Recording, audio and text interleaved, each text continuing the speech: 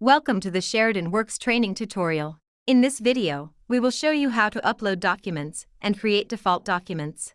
To begin, click on the drop-down for the Co-op and Internship and Job Board module. Click on Documents. Co-op documents can be found and managed in the My Co-op Documents page. To upload a document, click on the Upload Document button. For this example, we will be uploading a resume. Provide a name for the document you are uploading. Select the type of document you would like to upload. Click on the Choose File button and select the file you would like to upload. You can click the Set as Default checkbox to set this file as your default file. Click on the Upload Document button. To upload a default document, simply find the type of document you would like to upload, then click Upload a Default. Provide a name for the document you are uploading. Click on the Choose File button and select the file you would like to upload. Click on the Upload Document button.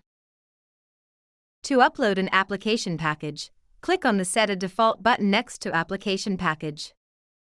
You can choose to set a previously used application package as a default application package by selecting it from the drop-down menu, or create a new application package.